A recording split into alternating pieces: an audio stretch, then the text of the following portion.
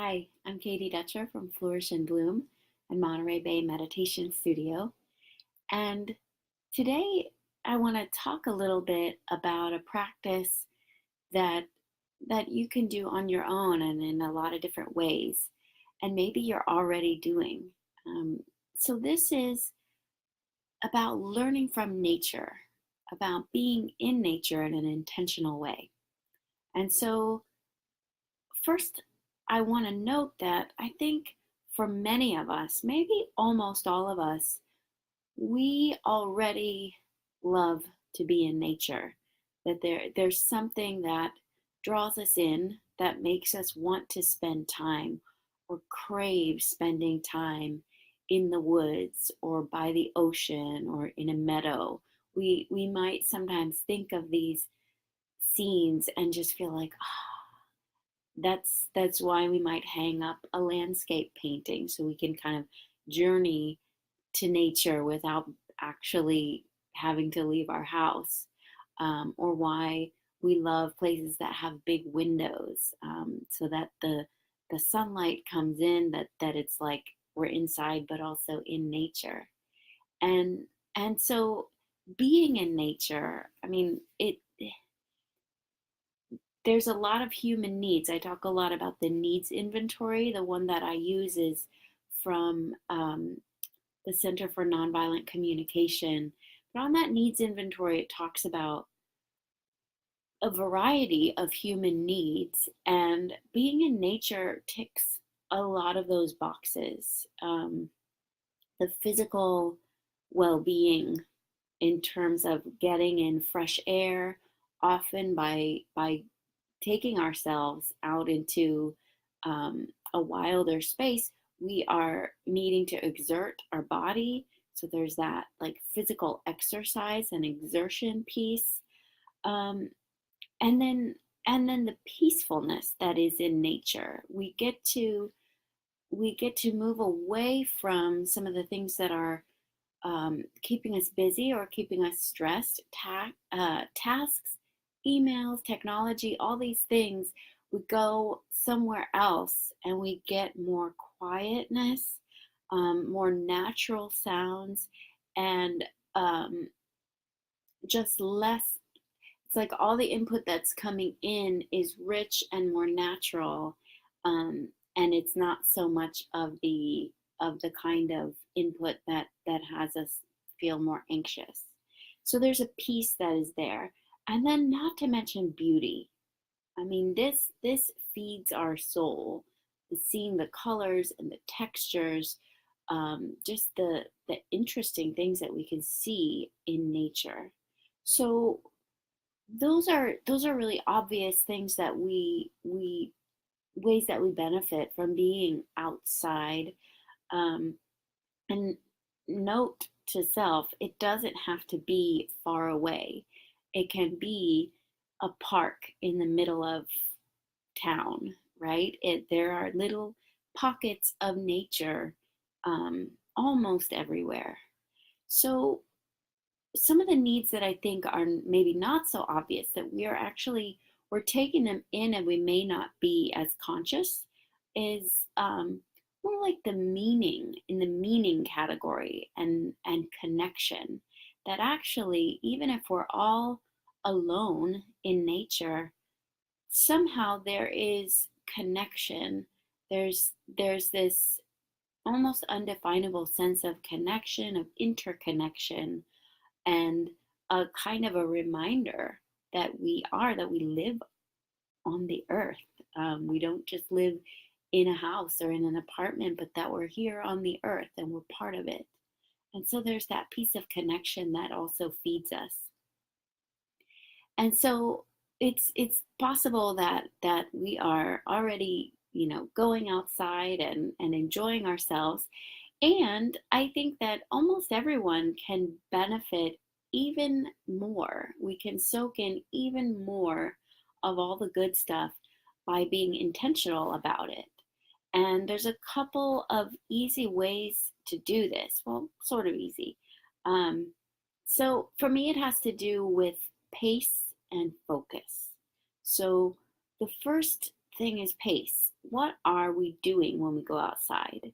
A lot of the time we're moving, um, running, hiking, walking. We're traveling through a natural space to, from one place to another and enjoying the journey. That's great, right? And at the same time, to be able to take it in more fully, um, I think it's important to slow down sometimes. Sometimes it doesn't have to be all the time, uh, and to stop, to actually stop and be still and let nature be moving a little faster than you, than me, um, or to be as still as nature and to be able to really zoom in. So that's one piece that lets us be able to absorb um, more. And then the other piece is focus, really paying attention. So again, it's thinking about, what are we doing? Are we walking with a friend and talking? Because then most of our attention may be in the content of the conversation. Or maybe a lot of times when we go outside, our mind just wanders. And again, nothing wrong with any of this. The ability to have our mind, as we're walking, to have our mind making plans, having ideas and thoughts. That's a great. That's something wonderful that often happens. And at the same time, if you want to be absorbing the teachings from nature and the energy of nature even more fully, it's helpful to take time to be present, to be right there. So, not multitasking, and really to be present. It can help to tune into your senses, tune into what you can feel, to what you can smell, what you can hear, what you can see. Taste is a little less obvious or less used, but tuning into the senses has you being present and focusing. And again, you can do that more easily and more fully when you're moving at a slower pace. And I want to give one example of this. Um, there's a there's a beautiful park in Central California where I live, and it's called Pinnacles. I think it's Pinnacles National Park, and it is interesting because it's very different. It has these, as you might imagine, pinnacles. It has these um, rocky formations that um, look more like Arizona or somewhere else that you can go between, or sometimes you're on top of. And it's just so, it's such a special place because nothing else looks like that in this area. And it's a little bit, it's a couple of hours maybe away from Monterey, and so we don't go there often. But the last time I was there, I had this sense of like, I really, when we go there, I really want to appreciate it. I really want to feel like I drink it in and get my fill of it, so that when we leave, I don't feel like I wasn't there or I didn't get enough, right? So I had that sense going in, and we camped there for the weekend, um, and so when we went on our hike on our long day there, the Saturday, I was, we were hiking along, and it was happening that I think the trail was kind of full. I think there were some different groups of people moving along, and so there would be other voices and other people, and we would have to either pause. I guess I wish we would have slowed down and just let them get ahead, but sometimes we were then passing people and then trying to get a little bit further to have some peace.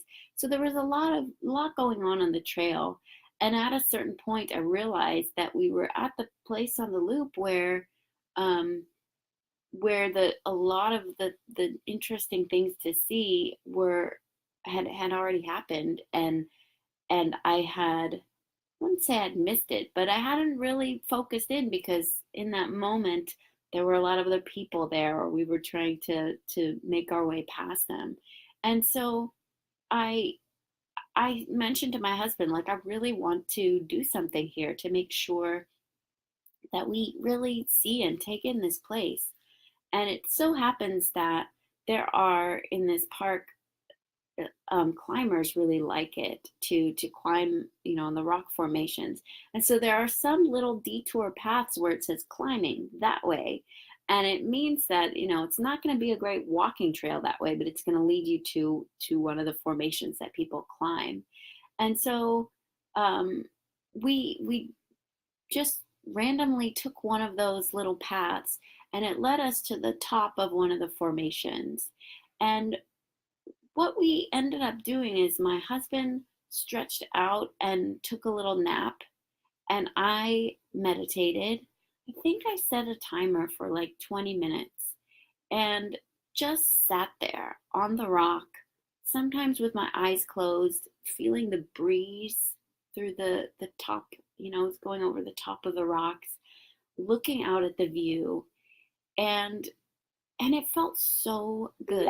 I mean, so much so that as I look back now, I think that was about a year ago. As I look back now, that 20-minute piece is my, um, like my most vivid and I think my most fond memory of that weekend. And it's partly because I was just being there, just being, right? Not doing a lot of things. So it sticks in my memory, because it was absorbed more fully. I slowed down, I paid attention. So this is something that I am really thinking about in my practice of doing more. I love to hike, and more I'm wanting to take these pauses to stop moving for a moment. So when we think about learning from nature, I really think that we do and we can learn a lot from nature, from trees, from animals, from rocks. It may seem a little strange, but I would bet that almost all of us have at some point felt like in being in nature, we learned something, we learned some way of being. And sometimes that learning just happens spontaneously. It's just you see something or you experience something and you think, yes, that's for me. That's my learning.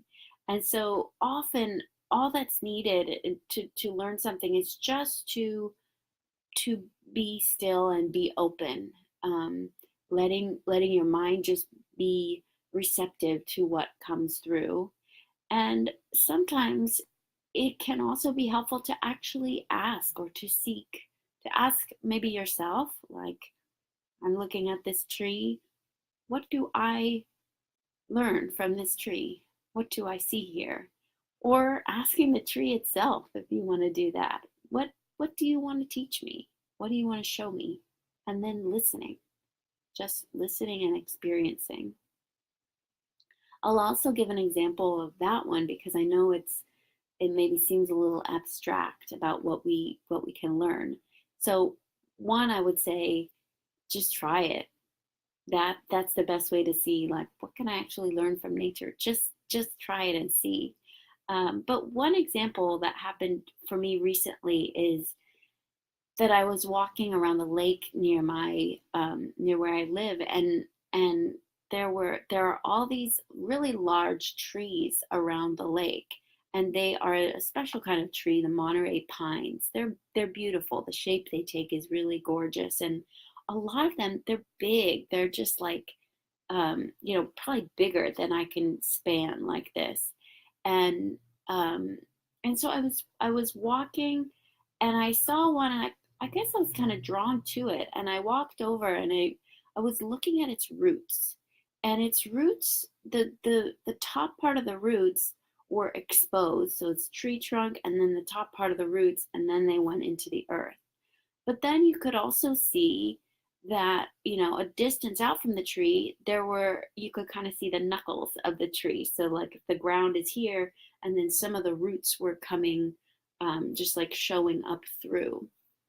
And what struck me just right away is that these roots, for this tree to grow, it had to it had to move aside other things, right? For these roots to develop and expand, which is what is needed for the tree to grow and to keep living, it had to, move aside dirt, rocks, whatever else is under there. The grass, even the grass growing on top, was split by the roots coming up through. And and I thought about this, it's easy to personify nature, and I think sometimes it might be helpful. But my thought was, wow, this tree just pushed those things aside because they needed to be pushed aside in order for the tree to expand and grow. And I don't imagine that it was like, oh my gosh, I'm sorry, grass, you can't grow here because I need to, I have to be here. It just organic process of growing. And what that, I guess that what I felt like I learned or I took from that is it's about boundaries, about something about how my or your growth, just our continued growth over time, often requires us to grow in places and areas that affect other people, right? They were moving along, living their life, and then just by way of our need to expand and grow, we are required to say, well, I'm here now. I'm in this space now, and this is what I need. And and just I think it was grace. I think that's what I feel here. It's gracefulness in that it isn't that boundaries don't need to be set with any kind of a spite or hey, back off, that kind of seriousness, but just this is how I'm growing. This is where I need to be, and a graceful confidence in that I feel like a tree has. I don't know if I've explained that clearly, but the important thing here is that learning is clear to me, and it actually is something that I feel deeply, that I understand in my own head, even if I can't put words around it. And that's the type of learning that can spring up when we are open to it, when we are slow enough to um, allow some kind of input or some kind of teaching from nature. And I would also add one more thing, which is just following curiosity. I can't remember on that day about, I think I was just walking around the lake, and I I had to walk over a little bit toward the tree. So there must have been something that caught my eye, or something that made me want to just walk over that way, and I followed it. And so there's something there too about releasing the plan of where I'm going or where I'm getting to, and letting curiosity lead, or letting the senses lead. So how to do this? I'll finish here by giving a couple of options. I think first, starting where you are. As you probably know, I'm a big fan of little by little, step by step. I think that's how growth and change works. And so, starting where you are and just expanding a little bit in this direction. So, maybe where you are is that you would love to get out in nature, but you don't. And so, that would be the first step there, is to see if you can maybe plan it out, like where would you like to go, what's accessible, and then how can you fit it into this week, how can you get yourself outside, or today. So that might be where you're working with, just giving yourself the gift more often of being outside. Or maybe you do go outside a lot, and maybe when you do, you are always moving, or moving really fast. And so, if let's say you spend a lot of time running in nature, you might try once in a while a slower walk. Doesn't have to be all the time, doesn't have to take the place of the run, but you might try it, or you might add that a shorter walk to the beginning or end of the run. Or maybe you do walk, and but it'd be a matter of walking a little slower for a time. Or maybe you walk with a friend and you want to add a walk alone so that you can really focus in. Or maybe even with your friend, if your friend wants to try this, you could try a few minutes just walking silently together. What I have been doing is adding in times of stopping, just within the walk, stopping at a certain place, maybe by a tree or by a view, and not just passing by, but stopping even just for a minute or two and absorbing it. And of course, too, we can do that same thing that I did at Pinnacles of actually having a time of meditation right there in nature a little bit longer. Um, the last piece of advice I would give is if you are sitting there for a longer time, I recommend like noticing boredom. If you get bored or if you get restless, where you've been sitting there and you notice yourself think, okay, I'm done with this. I'm gonna get moving. And then see what happens if you just, say that to yourself, but then just keep sitting there. And even you might even see if that happens 2 or 3 times, and then that you just keep sitting there. It's a way of working with yourself, that of working with that part of you, of us, that feels like we have to keep moving, and it's resistant to being still. And so it's a practice there to see what's on the other side of boredom. What happens after that? What do we then notice that we didn't notice before about ourselves or about this place? So I really wish you all the benefits of being in nature, and I would love, love, love to hear about it. I'd love to hear um, just what happens for you or what you learn, wherever you want to comment or email me. Um, I should also mention too that if you are in the Monterey area or can come sometimes to this area, there's so much that we do, especially with Monterey Bay Meditation Studio in nature, where if this seems foreign to you, to pause and stop and learn from nature, that we offer a lot of guided experiences in some of the parks. One of the things we have each summer and fall is our Waking Up in the Wild series, where it's retreats, half-day retreats, and a whole weekend retreat that are all really focused on nature, connecting to yourself, to others, to the world around you. So if you're looking for some guidance and some um, community around that, I'd love to be with you and love to tell you more about that. So I'm wishing you the best and have a great week.